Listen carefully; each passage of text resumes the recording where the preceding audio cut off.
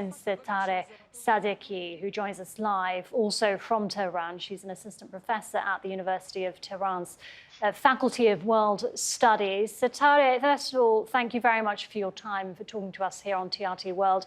This attack, or these attacks, not only on Iranian state media buildings in Tehran, but also on hospitals, civilians also being affected and being told to evacuate, forced evacuation orders. What do you make of Israel's targets? What are they trying to do here, in your opinion? Because we've seen these forced evacuations before, haven't we?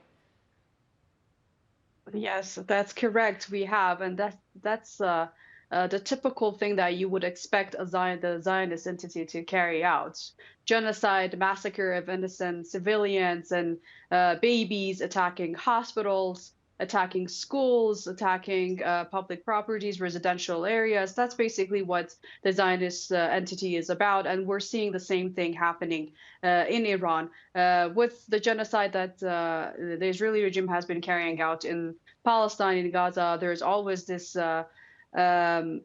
bogus claim that they are targeting militias, or they want to, for example, eradicate Hamas from Gaza. But what we're seeing is they are actually killing civilians. Hundreds of thousands of children and women have been killed. It's not really very different when it comes to Iran. The Israeli regime claims that they are only targeting military facilities or nuclear scientists, but in fact, an Israeli official, the so-called Minister of Defense, which I would call the Minister of Genocide, mentioned and threatened the 14 million population of Tehran, that the residents of Tehran are going to pay a price. And it seems like they want to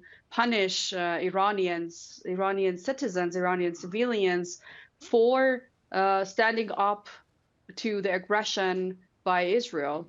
Israel started this war. Israel started attacking Iran, and Iranians are witnessing that Israel does not distinguish between civilians and military people. Israel attacks hospitals, ordinary people just walking on the streets, university professors, residential areas, and it does not have any morals.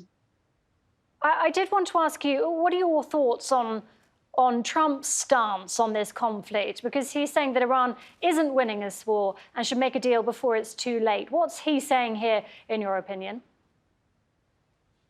Well, I think by now the world knows how Trump is untrusty, and it's not only Trump, the U.S. government in general, but Trump is a very good manifestation of what the U.S. government is about, which is bullying other countries. And I mean, any wise person would understand that when you start targeting civilians, when you start killing citizens, you cannot expect the other party to come for a deal. There was never a genuine deal between Israel and Palestine, even though the U.S. and Israel claim that that's what they wanted, because Israel is never about peace. The U.S. is never about peace. It's about bullying other countries into submitting to what they want.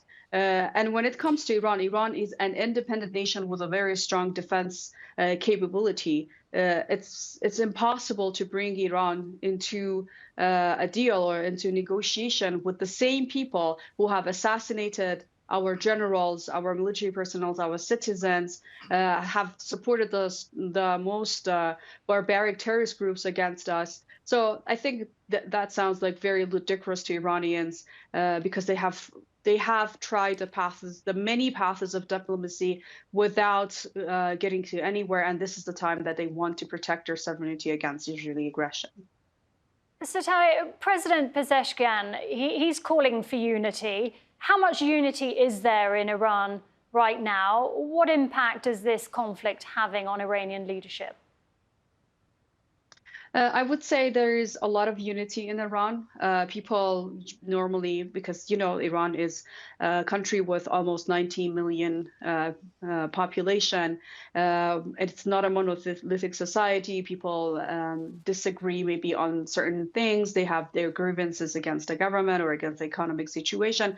When it comes to the Israeli aggression, when it comes to any foreign intervention or foreign aggression against their country, their land, they unify. Yes, there are always people who are traitors, and my work as Mossad and Israeli operatives inside the country, but the majority of the country understand that this is not an attack on the Islamic Republic, but an attack on Iran, on the integrity and sovereignty of Iran as a nation and as a country.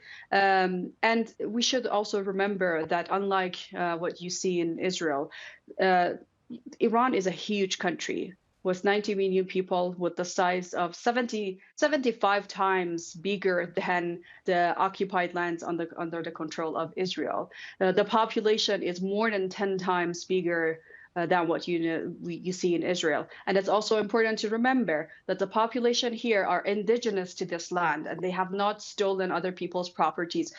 So they do not. This is where they belong to. This is where they have connections to, and that's why they would even sacrifice their lives to protect their lands and to protect the sovereignty of their countries, which is very different from what you would expect in Israel, where people are settlers with many of them with dual citizenships.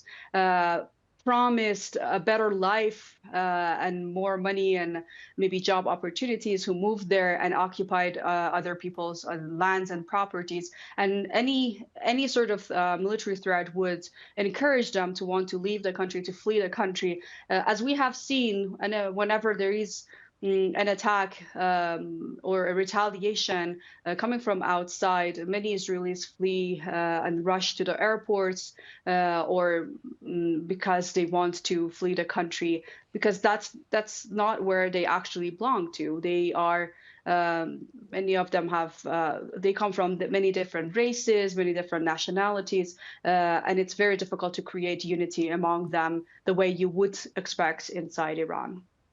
Setareh, thank you very much for giving us your thoughts here on TRT World. Setareh Sadeqi, speaking to us live there from Tehran.